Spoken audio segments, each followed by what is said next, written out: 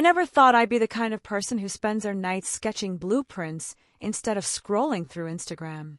But here I am, hunched over my desk in this tiny Brooklyn studio apartment that doubles as my office, surrounded by half-empty coffee cups and crumpled sheets of paper. My name is Maya Bennett, and I've spent the last decade chasing a dream that most people think is too ambitious or just plain impossible. Sanctuary homes is what I call it. Modular housing units designed to provide affordable, sustainable shelter for families in need. It's not just about architecture, it's about giving people a chance at dignity. But let me tell you, dreaming big doesn't come cheap. During the day, I work as an architect for one of those soul-sucking corporate firms where creativity goes to die. At night, I pour everything I have into sanctuary homes.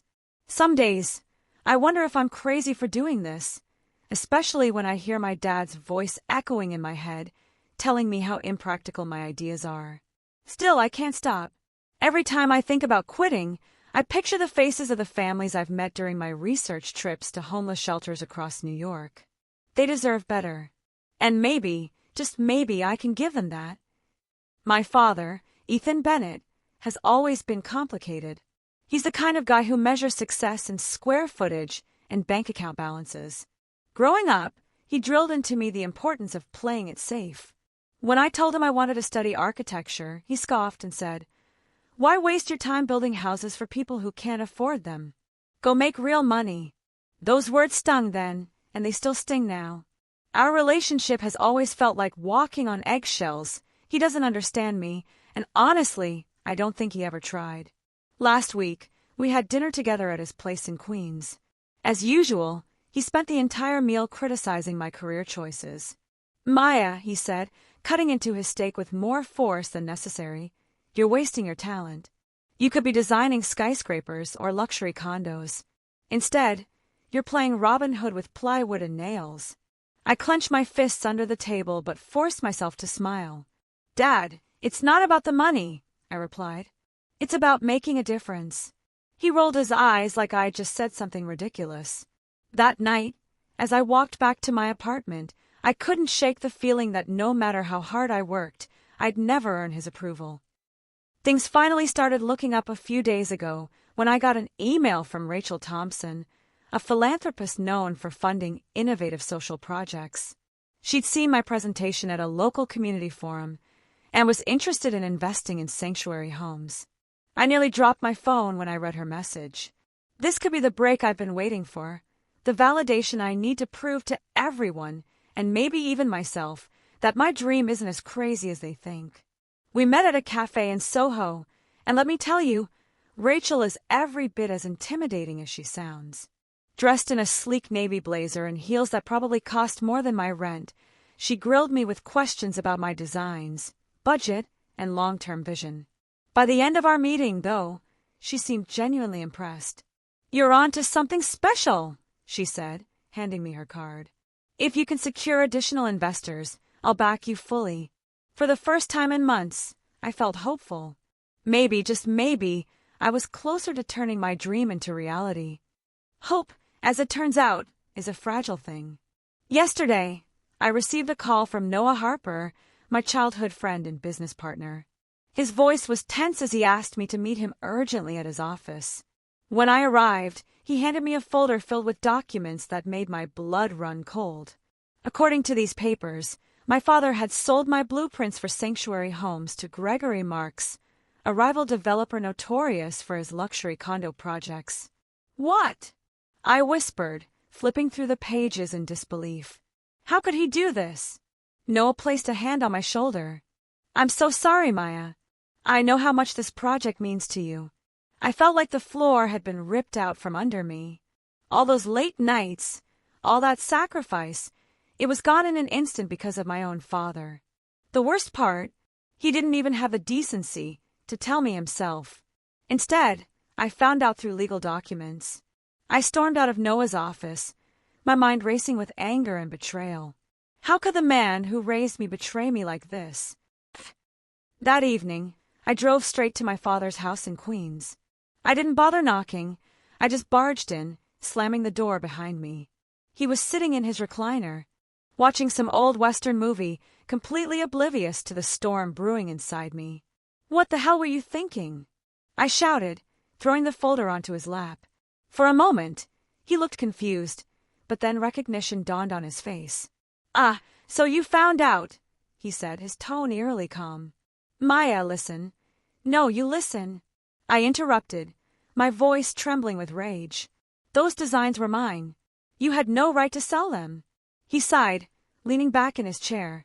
"Your ideas are too idealistic. This way, they'll actually make money." Money. Of course it always came down to money with him. I couldn't believe what I was hearing. "You don't get it, do you?" I snapped. This wasn't about profit, it was about helping people.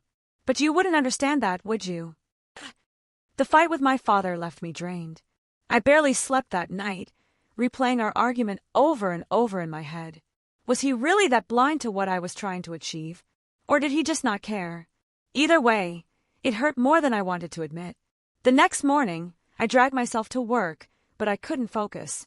Every email notification felt like a punch to the gut, reminding me of everything I'd lost. Noah stopped by my desk later that day, bringing coffee and a sympathetic ear. "You okay?" he asked gently.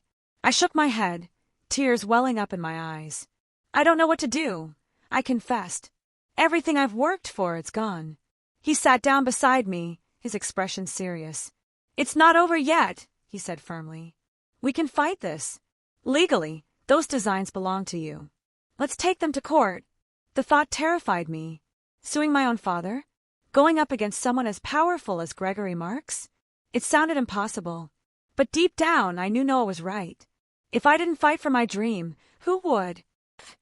After hours of agonizing over the decision, I finally picked up the phone and called the lawyer Noah recommended. Her name was Claire Martinez, and she specialized in intellectual property cases.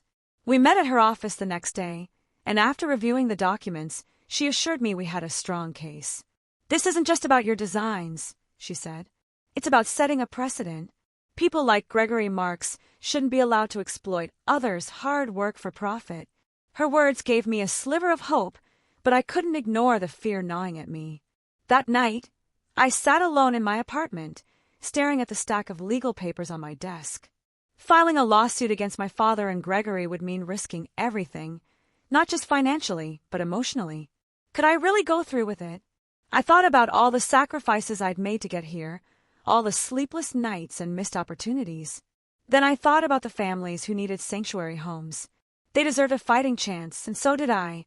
With a deep breath, I signed the paperwork. There was no turning back now. The days following my decision to sue felt like walking through quicksand. Every step forward seemed to drag me deeper into uncertainty. Claire Martinez wasted no time filing the lawsuit, and within a week, the legal battle was officially underway. But the reality of what I'd signed up for hit me hard. My savings account, which I had painstakingly built over years, was already being drained by court fees and administrative costs. It didn't help that Gregory Marks' PR team went into overdrive, painting me as some naive idealist who couldn't handle the real world. At work, whispers followed me everywhere. Some colleagues avoided eye contact altogether, while others gave me sympathetic smiles that only made me feel worse. One afternoon, my boss pulled me aside after a meeting. "Maya," he said cautiously, "I hope you know what you're doing.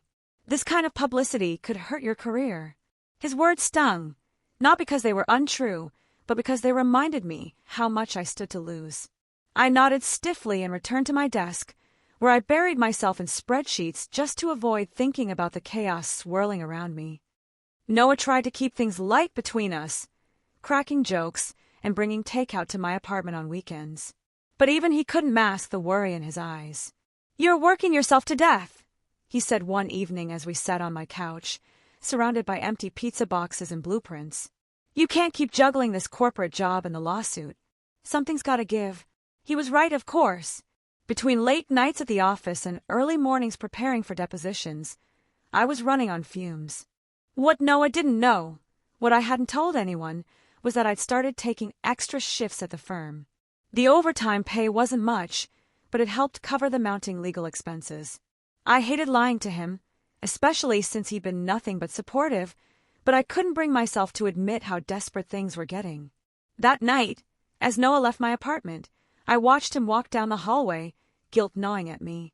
I wanted to call him back, to tell him everything, but instead, I closed the door and sank onto the floor, tears streaming down my face. For the first time, I wondered if I was fighting a losing battle. If there's one thing I've learned about powerful men like Gregory Marks, it's that they don't play fair. A few weeks into the lawsuit, articles began popping up online questioning my professionalism and mental stability. Headlines like "Dreamer" or "Delusional." "Architect sues over impractical designs" plastered tabloid websites, accompanied by unflattering photos of me looking exhausted outside the courthouse. Even worse, someone leaked an old video of me giving a presentation at a community forum, a clip where I accidentally tripped over a microphone stand. Social media exploded with memes mocking me, turning my passion project into a punchline. The backlash was brutal. Friends stopped texting, afraid of being associated with controversy. Rachel Thompson, the philanthropist who had initially shown interest in sanctuary homes, sent me a polite email withdrawing her support. "I believe in your vision," she wrote, "but the current climate makes it difficult to proceed." Reading those words felt like a knife to the chest. I deleted the email and threw my phone across the room, screaming into a pillow until my throat was raw. How could people be so cruel? All I wanted was to make a difference, and now I was being vilified for it. Just when I thought I couldn't take another blow, something unexpected happened. A local activist group called Housing for Humanity reached out to me after seeing the smear campaign. They invited me to speak at a rally in Washington Square Park, offering their platform to amplify my voice. At first, I hesitated. I wasn't sure I had the strength to face a crowd, but Noah convinced me to go. "This is your chance to show them who you really are," he said. "Don't let Gregory win." Standing in front of hundreds of people that Saturday morning, I felt a mix of terror and determination. As I spoke about sanctuary homes and the families it was meant to help, I saw nods of agreement and heard murmurs of support. By the end of my speech, the crowd erupted in applause, chanting, "Build it! Build it!" For the first time in weeks, I felt a flicker of hope. Afterward, volunteers handed out flyers promoting a crowdfunding campaign to raise money for my legal fees. Within days, donations poured in from strangers across the country. It wasn't enough to cover all my expenses, but it was proof that I wasn't alone in this fight. The courtroom was eerily quiet as I took my seat beside Claire Martinez. Across the aisle, Gregory Marks sat smugly next to his high-powered attorney, exuding confidence. My father, Ethan, looked pale and uncomfortable, avoiding eye contact with me. When the judge entered and called the court to order, my heart pounded so loudly I was sure everyone could hear it. Claire opened our case by presenting evidence of my ownership of the designs, including dated sketches, emails, and testimonials from colleagues who had witnessed my years of dedication. Then came the cross-examination. Gregory's lawyer grilled me about my qualifications, insinuating that someone with my limited experience couldn't possibly create such innovative designs. "Isn't it true," he sneered, "that your father funded your education? Without his financial support, you wouldn't even be here today." I clenched my fists under the table, forcing myself to stay calm. "My education may have been paid for," I replied evenly, "but my ideas are entirely my own." The room fell silent, and for a brief moment, I felt a surge of pride. Things took a dramatic turn on the third day of the trial. Noah burst into the courtroom during a recess, clutching a folder of documents. "I found something," he whispered urgently to Claire. She skimmed through the pages, her eyes widening. "This changes everything," she muttered before rushing to present the evidence to the judge. It turned out that Noah had hacked into my father's old email account, don't ask me how, and discovered a series of exchanges between Ethan and Gregory dating back months before the sale. In one particularly damning email, Gregory explicitly outlined his plan to use my designs for luxury condos, and Ethan agreed without hesitation. When Claire presented these emails in court, the atmosphere shifted instantly. Gregory's lawyer tried to object, but the damage was done. My father slumped in his seat, looking smaller than I'd ever seen him. For the first time, I felt a glimmer of vindication, but it was bittersweet. Seeing him exposed like this hurt more than I expected. On the final day of testimony, it was my turn to take the stand. Claire prepared me thoroughly, coaching me on how to remain composed under pressure. But as I walked to the witness box and swore to tell the truth, I felt a lump form in my throat. This wasn't just about winning a lawsuit, it was about defending my life's work. I started by describing the genesis of sanctuary homes, explaining how each design element was crafted with care to address real-world problems. Then I talked about the families I'd met during my research, the single mother struggling to provide shelter for her children, the elderly veteran living out of his car. These aren't abstract concepts, I said, my voice trembling with emotion. They're human beings who deserve dignity and safety. That's why I created sanctuary homes, not for profit but for purpose. The courtroom was silent except for the sound of sniffles. Even Gregory looked uneasy. When I finished speaking, Claire squeezed my hand, whispering, "You did great." After my testimony, the courtroom felt like a pressure cooker. The jury was sent to deliberate, and we were ushered out into the hallway to wait. It was the longest hour of my life. Every tick of the clock echoed in my ears, amplifying the anxiety bubbling inside me. Noah stayed by my side, his presence a quiet reassurance, but even he couldn't mask the tension radiating off me. When the bailiff finally called us back in, I almost didn't want to go. What if they ruled against me? What if all this effort, every sleepless night, every tear shed was for nothing? As I took my seat, I glanced at my father. He looked older somehow, his usual air of arrogance replaced by something closer to regret. Gregory, on the other hand, sat stiffly, his jaw clenched as if daring the jury to defy him. The foreman stood up, holding that slip of paper that would decide everything. My hands gripped the edge of the bench, so tightly my knuckles turned white. In the matter of Maya Bennett versus Ethan Bennett and Gregory Marks, the foreman began, his voice steady, "We find in favor of the plaintiff." For a moment, I didn't process what he'd said. Then it hit me like a tidal wave. I won. I actually won. Claire let out a triumphant laugh beside me, pulling me into a hug, while Noah whooped loudly enough to make the judge shoot him a glare. Across the aisle, Gregory's face turned an alarming shade of red, and my father buried his head in his hands. The verdict wasn't just symbolic, it came with tangible consequences.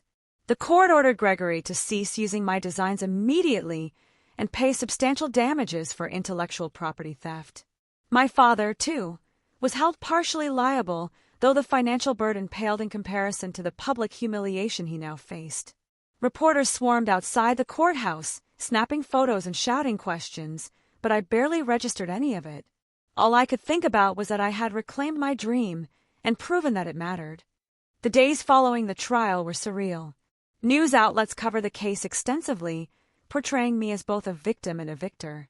Some headlines called me a hero, others dismissed me as someone who got lucky in court. But none of that mattered compared to the personal fallout. My father stopped returning my calls, retreating into a self-imposed exile in Queens. Part of me wanted to reach out, to tell him I forgave him, but another part couldn't bring myself to do it yet.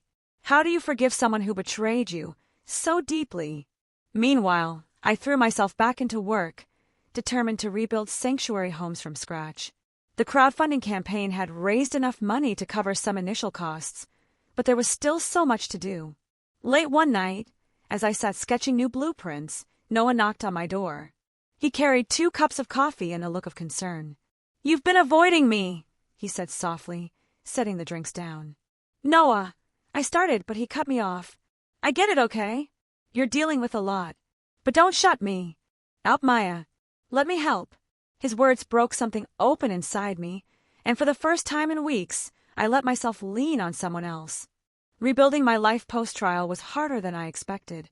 Winning the lawsuit gave me vindication, but it didn't erase the emotional scars left behind. I spent hours lying awake at night, replaying conversations with my father and wondering if I'd ever truly recover from his betrayal. During the day, I poured every ounce of energy into sanctuary homes, channeling my pain into productivity. Noah became my anchor during this time, showing up unannounced with food or simply sitting with me when I needed silence. One evening, he convinced me to take a break and join him for a walk along the Brooklyn Bridge. The city lights glittered below us, casting reflections on the East River. "You know," he said thoughtfully, "you're stronger than you think. Not many people could have handled everything you've been through." I smiled faintly, appreciating the sentiment, but deep down, I wondered if strength was really worth the loneliness it sometimes brought. One rainy afternoon, Noah showed up at my apartment with a bouquet of wildflowers, a small gesture that made my heart skip a beat. We sat on the couch, sipping tea and talking about anything but the trial. Eventually, the conversation turned serious. "Maya," he began hesitantly, "there's something I need to say." I looked at him, sensing the weight behind his words. "I've been holding this in for years because I didn't want to complicate things, but I care about you, more than just as a friend." His confession caught me off guard, stirring emotions I hadn't allowed myself to feel in months. Part of me wanted to pull away, afraid of letting anyone else in after everything that had happened. But looking into Noah's honest eyes, I realized how much he'd supported me through the darkest times. "Thank you," I whispered, tears welling up, "for everything." Whether or not I was ready to explore those feelings, I knew one thing for sure: I didn't have to face the world alone anymore. With renewed determination, I dove back into sanctuary homes, this time with a clearer vision. Using the settlement money from the lawsuit, I secured a plot of land in the Bronx, partnering with local organizations to begin construction. It wasn't easy. Permits, zoning laws, and logistical hurdles threatened to derail progress, but every challenge only fueled my resolve. The groundbreaking ceremony was a modest affair, attended by volunteers, activists, and a few reporters curious about my comeback story. As I stood before the crowd, shovel in hand, I felt a sense of peace I hadn't known in years. "This isn't just about building homes," I told them, my voice steady. "It's about creating hope, about proving that dreams can survive even when the odds are stacked against you." When I drove home that night, I allowed myself a rare moment of pride. Against all odds, Sanctuary Homes was rising again, and so was I. 6 months later, the first Sanctuary Homes community opened its doors. Families moved in with smiles brighter than the sun, their gratitude palpable in every handshake and hug. Watching children run through the courtyard, laughing and playing, filled me with a joy I couldn't put into words. This was why I'd fought so hard for moments like these. Rachel Thompson surprised me by showing up at the opening ceremony. "I read about your journey," she said, handing me a check. "Consider this my apology for doubting you." The amount was staggering, enough to fund several more projects. I hugged her tightly, overwhelmed by her generosity. Later, as I stood on the rooftop overlooking the newly built units, I reflected on how far I'd come. From betrayal to triumph, every step had shaped me into the person I was today. And though scars remained, they served as reminders of the battles I'd won and the resilience I'd discovered within myself. Forgiveness isn't something that happens overnight. Months after the trial, I finally worked up the courage to visit my father. He lived in a smaller apartment now, having sold his house to settle legal debts. When he opened the door, his eyes widened in surprise. "Maya," he murmured, stepping aside to let me in. We sat in awkward silence for a while, neither of us knowing where to start. Finally, he spoke. "I'm sorry," he said, his voice trembling. "I never meant to hurt you. I thought I was helping." His apology wasn't perfect, but it was genuine. For the first time, I saw vulnerability in him, a flicker of the man I once admired. "I forgive you," I replied softly, "but we have a long way to go." As I left his apartment, I felt lighter, as if a weight I'd been carrying for years had finally begun to lift. Fast forward 6 months, and my life looked vastly different. Sanctuary Homes had gained national attention, earning me recognition from prestigious architecture councils. At an awards gala in Manhattan, I accepted the Visionary Architect of the Year trophy, my hands shaking as I held it aloft. "This award isn't mine alone," I said during my acceptance speech. "It belongs to everyone who believes in the power of compassion and innovation to change the world." Backstage, reporters clamored for interviews, but I slipped away early, craving solitude. Walking through Times Square, I marveled at how far I'd come, from a struggling architect fighting for her dream to someone whose work inspired others. The journey hadn't been easy, but it had been worth it. Each setback had taught me something valuable, shaping me into someone capable of weathering any storm. My father's transformation continued slowly but surely. He started volunteering at a local homeless shelter, finding purpose in serving meals and listening to stories of struggle. One evening, he invited me to join him. Sitting across from a young mother and her toddler, I watched as he handed them plates of food with a humility I'd never seen before. Later, as we walked home together, he confessed, "I used to think success was about money and status. But seeing these families, it makes me realize how wrong I was."